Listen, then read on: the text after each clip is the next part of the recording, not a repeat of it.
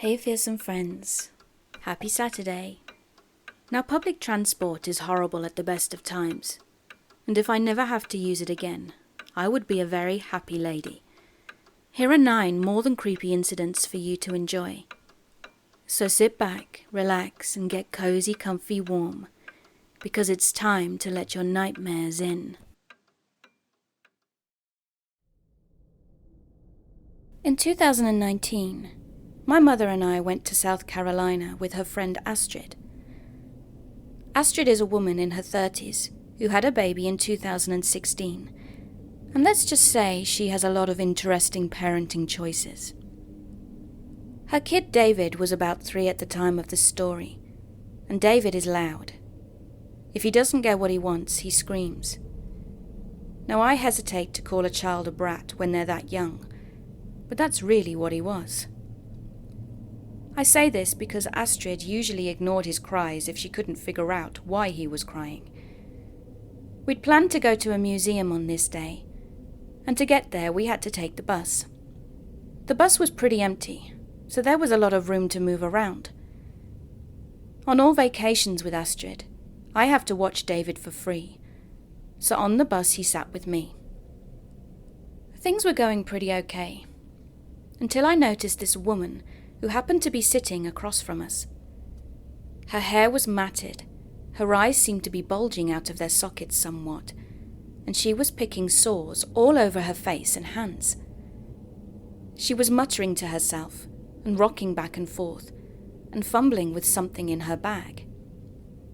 I tried not to make eye contact with her, but then she shifted her seat and was now behind us. She was cooing to David and trying to grab him from behind, and I was starting to get nervous. David began to cry, so I told Astrid that the woman behind us was making me uncomfortable, but she just blew it off and assured me that the woman just thought David was cute, and told me David was crying because he was bored of the ride.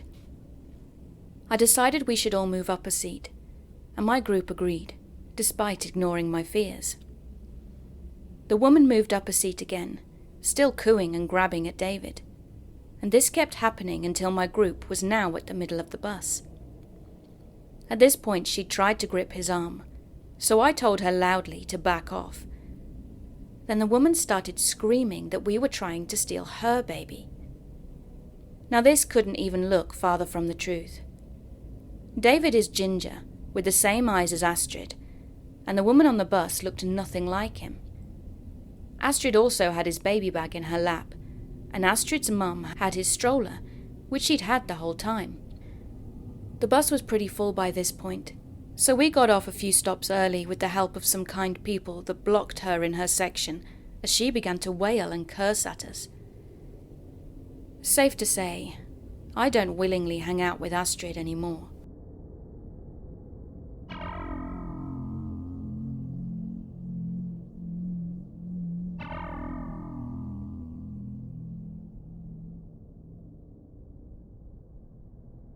Back in 2008, I, a female and 18 at the time, was in my first year of college and not really enjoying it or fitting in. So I decided to cut class and head home early. I arrived at the subway for my 15-minute ride home, and halfway through my journey, some guy sat next to me. I was sitting by the window and he sat by the aisle. I thought it was odd since we hadn't made any stops recently, and the subway car was nearly empty, and there were plenty of empty seats. But I thought to myself, just stop being paranoid. So 30 seconds went by, when I started to feel something touching the side of my stomach. I looked down and the guy had his arms crossed, and his fingers were touching my side, kind of like he was petting or caressing me or something. I was immediately disgusted, but I thought maybe I was imagining things, and it was just a misunderstanding, so I didn't want to be rude if that was the case. Ugh, so dumb. Always listened to that gut feeling. So I sat upright and just tried to distance myself, but he moved too and opened up a newspaper. Next thing I knew, I was feeling something on my leg. I looked down and he was holding the newspaper with 2 fingers, and the other 3 were now caressing my leg. By that time I had had it, so I got up to leave, and obviously didn't want to face him, so I had my back to him as I got out of my seat. But as I was leaving, he suddenly grabbed my butt. By then I snapped and screamed at him, "If you touch me again, I'm going to lose it."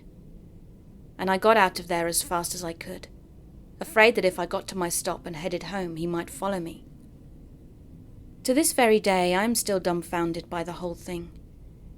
I'd never saw him before, and never saw him again, and yet he was touching me as if he was expecting a positive reaction. I really don't get it. For a few weeks after that, I only sat next to women whilst riding the subway. It's been more than 10 years, and those 10 minutes of my life still freak me out. Creepy dude, just keep your spidey hands to yourself.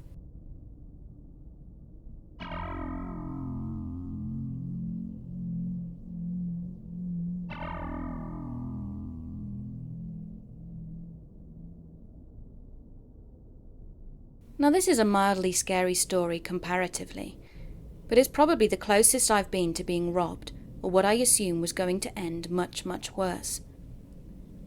It happened about 4 years ago on Christmas Day. I had spent the morning at my mother's house, and then got in the car with my on-and-off-again boyfriend at the time. He was going to drop me off at the train station, so I could catch my train at 10 p.m. I had done this a few dozen times before, because I had actually gone to school across the Canadian border and travelled alone as a 19-year-old girl quite often. I'm pretty tough and extremely outspoken, so not the person you typically want to pick on for nefarious reasons. Although my ex was not very tough in stature and was often seen as an easy target. So here we are sitting in the car outside of the train station, smoking my last bit of pot. I was a fairly reckless teen, but also always aware of the bad that could happen. So as we sat there, a man walked right up to the car and tapped on the window. This man was rough-looking to say the least, and I assume was approaching his 50s. My ex carelessly rolled down the window all the way and asked what he needed. The man explained that his car had run out of gas and he was in need of some help because he had no phone or money. He said his wife was in his car and was pregnant, and they just needed to get home. Now, living in the big city, you get used to people asking you for money. That's not what concerned me. When I really started to panic was after I had already given him all the cash I had on me, I think around $20. That's when he got really weird. He really wanted us to get out of the car and come help him. My first thought was, how the hell do you think we're going to be able to help you? So I sternly spoke up and said we'd given him money and now he needed to leave. He then acted offended that I would even be scared in this situation, and he just kept insisting that we go over to his car where his wife was waiting. It was clear in my thoughts that under no circumstances would I walk over to his car, and now I was starting to get angry. As he started to spew off some BS about him being a war veteran and for us not to worry, he started saying some random-ass numbers as if they would matter to us at all. He then proceeded to grab my ex's wrist and explained to him how he could break it in one move. At this point I said something to the effect of, "Leave us alone right now," and he looked at me and stepped away. I then told my ex to move the car to the other side of the station as we called the cops. Nothing else really happened. I got on the train just fine, and the cops never got back to us. But the more I think about that night, the more I get freaked out about what he really intended to achieve. So to the creepily aggressive man who ruined my Christmas, I'm never going to get into your goddamn car.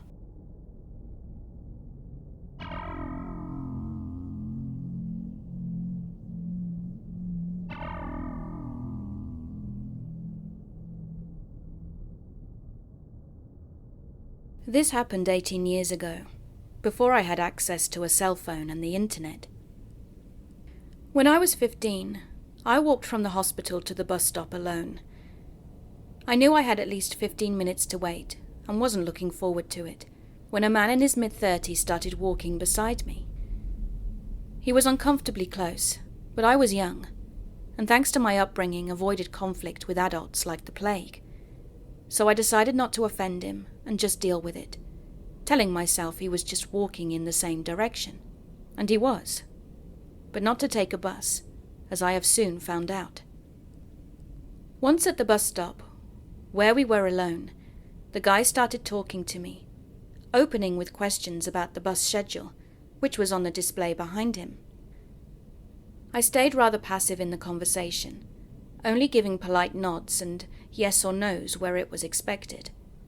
And he probably liked it, because he perked up and entered an almost manic-like state of happiness, talking about his life and job and everything. Gradually he started talking about how he is unable to find a girlfriend, and how he had been watching his neighbours who'd slighted him, and how he was writing everything down to get them later. He had a good chuckle about that, and that's when the alarm bells went off in my head. I was very much used to my peers complaining about not being able to find a girlfriend, so I didn't think much about the incel stuff. The bus was now approaching, and it became clear I was going to board it, and he wasn't. Then suddenly he snatched my ticket before I'd gotten my wits about me, and I thought he was going to destroy it to prevent me from boarding. But no.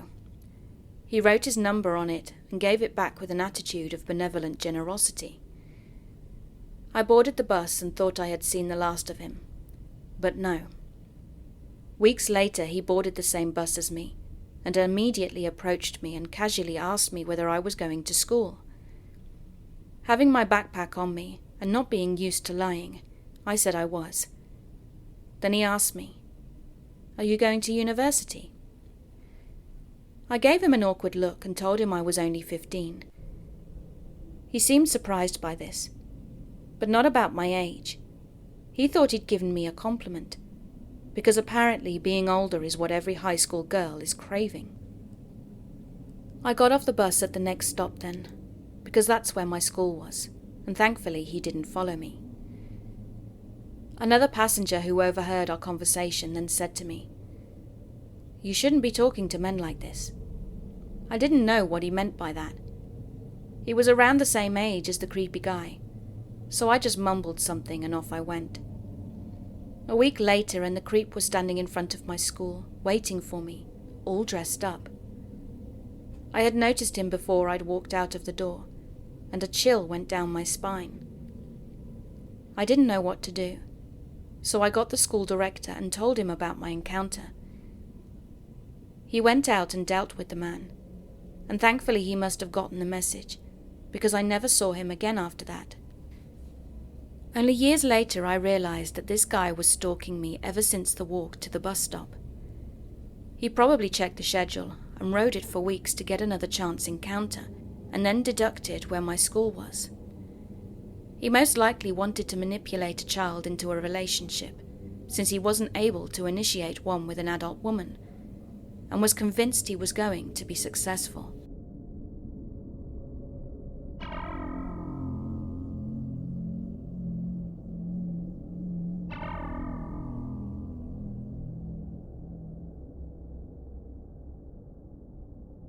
A couple of years ago, my husband and I attended an Eagles concert in Little Rock, Arkansas. Being Arkansans ourselves, we are fairly familiar with the area and had visited several times, despite living on the other, better side of the state. The Eagles are without a doubt my favourite band, so we stayed until the very last note was sung and chords strummed. Then we stumbled out with the other thousands of fans, starstruck and dumbfounded by their mastery of such moving music, and me partially stumbling due to the imbibement of alcohol. My husband doesn't drink, which may have played an important role in the events of the night. When we finally exited the arena, we realized we were in for quite a wait. It was already close to 1 a.m. The Eagles, bless them, always play a long set, and everyone in sight was on their phones, ordering Ubers and lifts and taxicabs. We ourselves had arrived via Uber, but despite a generous bribe, could not convince the driver to pick us back up where he dropped us off before the show. We each began contacting the rideshare services, only to be met again and again by ride cancelled. We were tired, we were hungry, and we were getting annoyed with each other for no apparent reason. I suppose it's human nature to become angry with the person closest to you when you find yourself in an unpleasant situation. Anyway, we were standing there stumped, when a white car pulled up to us, rolled down the window, and a very pleasant-looking and sounding lady in her late 20s or early 30s asked us if we called for a ride. Without even asking any questions, my husband said yes, pulled open the back door and shoved me in the back seat. Despite being the drunk one, I wasn't overly thrilled with the situation I had suddenly found myself in, although the lady's car was certainly nice and clean, as Uber cars typically are. But I could find no identification of any kind to prove that she was indeed legitimate.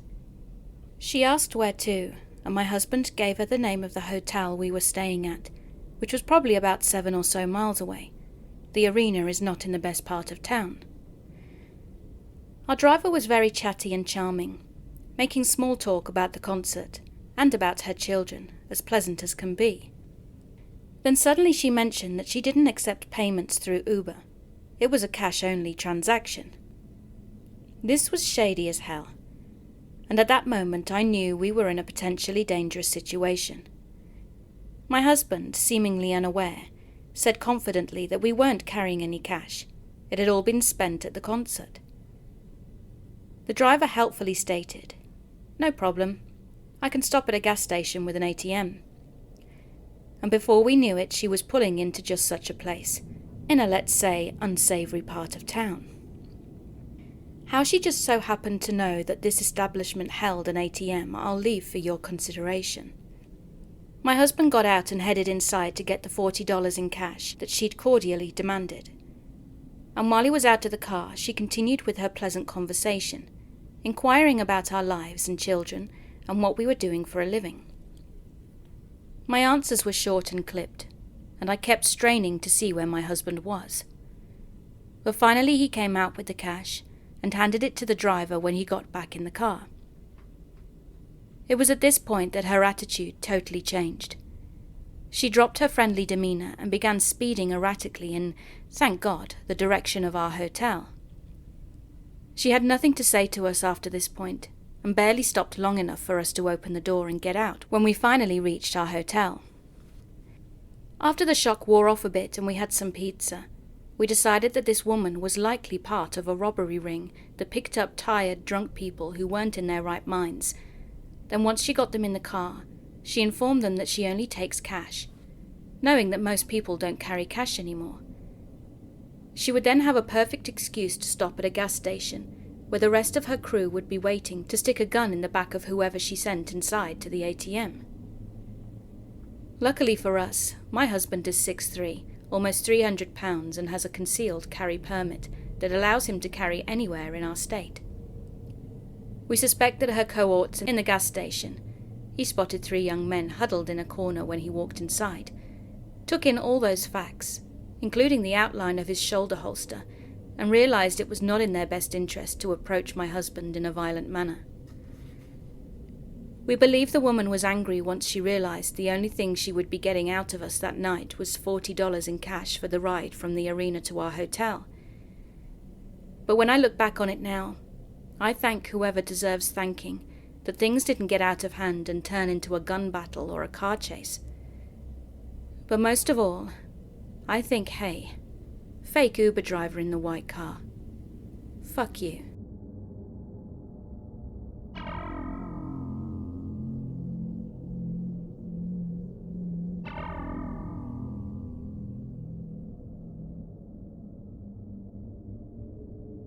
This happened to me in February, so it was a few months ago now, and I was at the Greyhound station where I live, on my way back from visiting my parents. It was about 1 a.m, so I was having trouble getting an Uber, and as I live near a relatively big city, there are always taxis around. There were several outside of the bus station, so I walked up to one and asked if he had any passengers. He told me that he didn't, and he was free to take me. I told him where I lived and asked him if he could roughly estimate how much it would cost, as I was broke. So he told me he would give me a ride for free. When he told me that, I was already half in his car, and I froze, with literally one foot in the car and one on the pavement.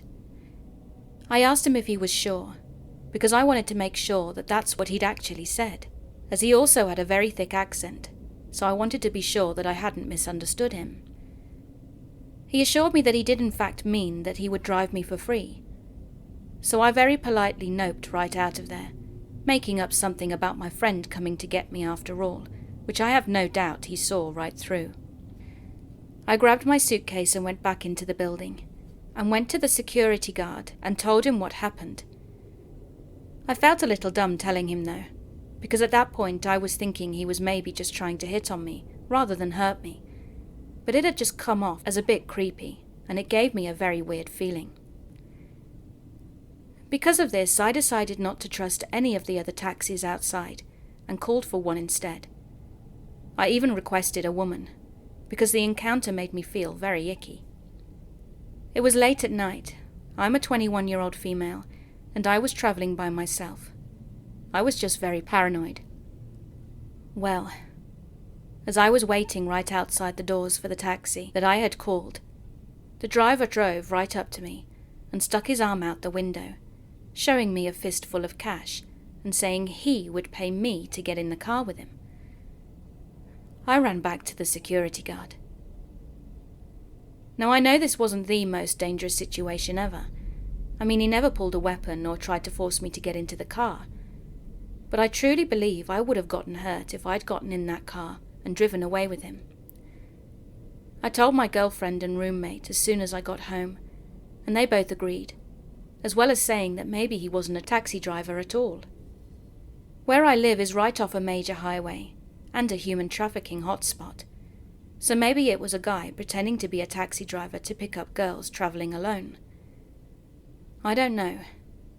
It left me feeling pretty spooked, so I reported all of this to security, and the guard notified the local police, and all necessary safety precautions were taken in my travels in regard to the big C word.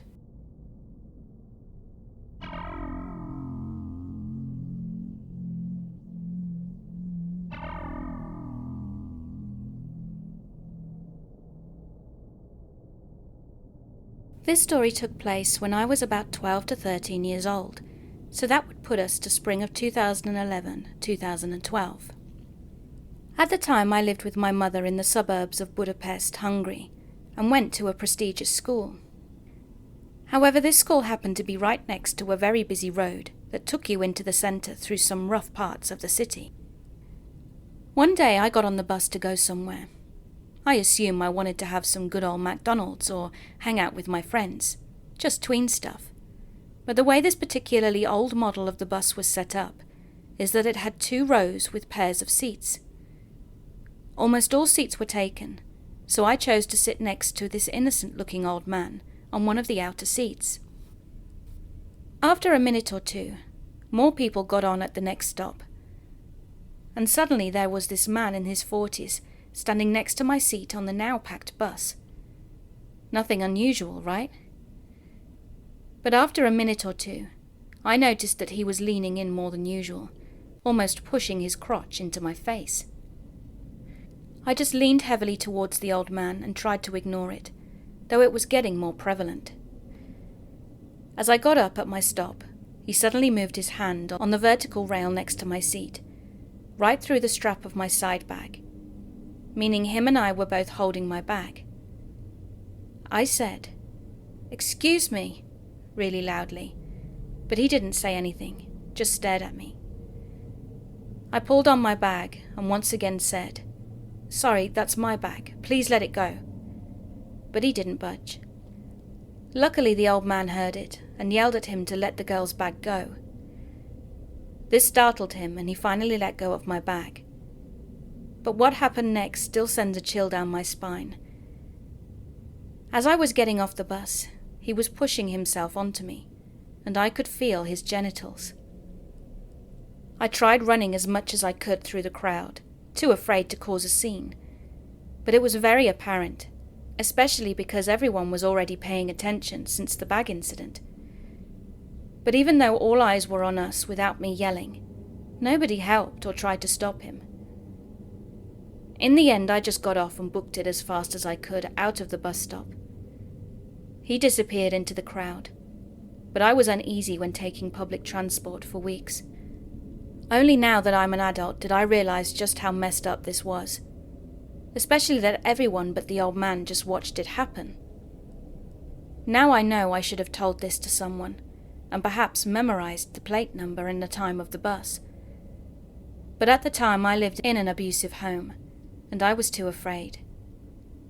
They wouldn't have let me ride the bus if they knew that that was my only freedom.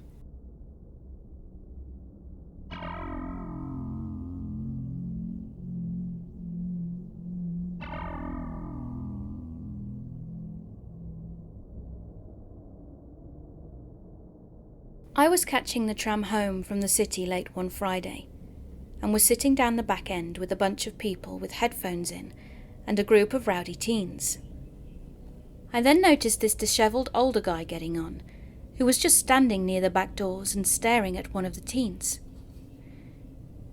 The kids started to harass the guy and trying to get him to react, but he just dead stared them down, not giving them anything but creepy vibes.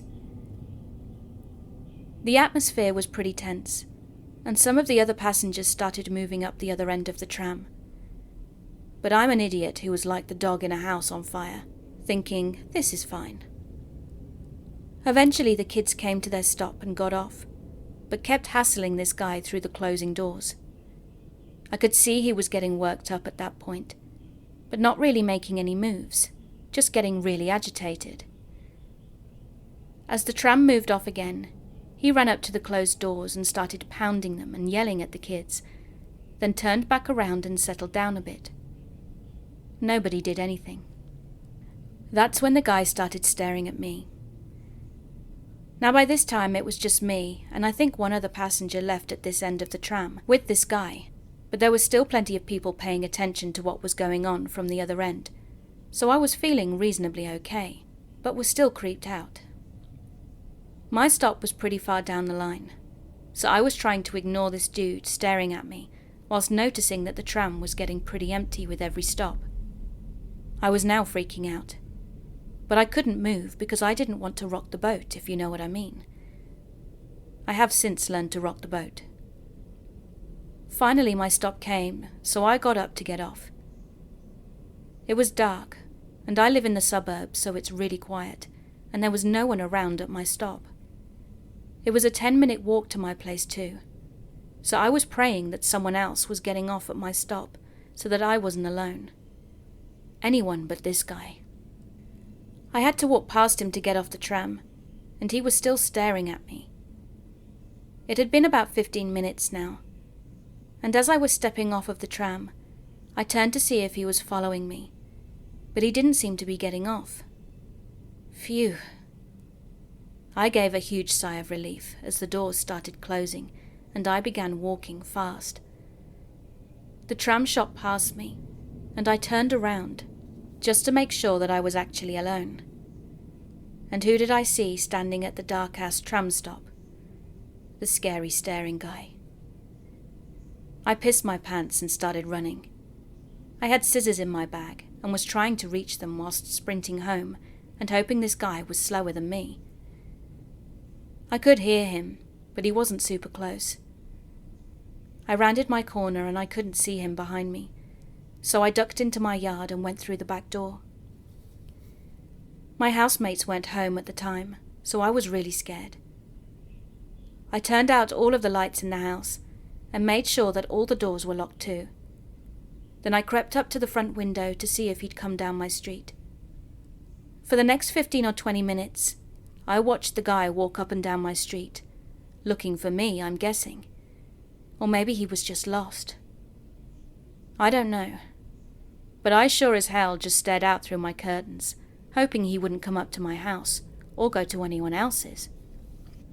Thankfully, eventually he was gone, as I assume he just gave up. I was young and didn't know what to do, and didn't sleep a wink that night, It still scares me thinking about it now.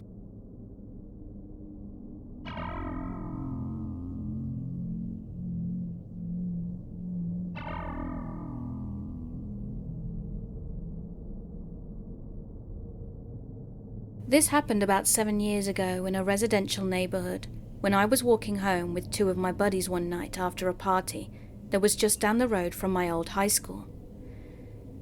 I stopped to take a pee in the bushes, and my friends crossed the road and kept walking, assuming I would be quick. After I relieved myself, I started my way across the road, and to my surprise, there was a white van with the words "Airport Shuttle Service" on the side door. The nearest airport is an hour away. A woman got out to the passenger side and walked right by me.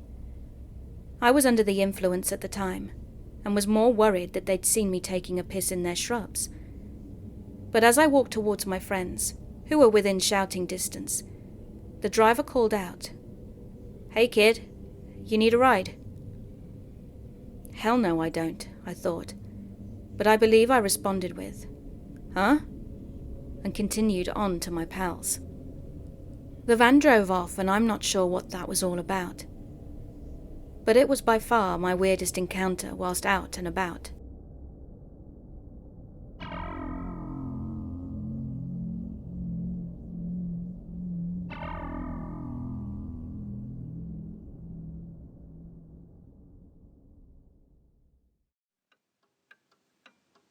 Hey, thanks for listening. I hope you enjoyed my video. And if you did, could you please give me virtual hugs by subscribing and clicking that notifications button. I also have a Patreon page and YouTube channel membership if you'd like to support me further. Thank you again for being here. Keep being creepy.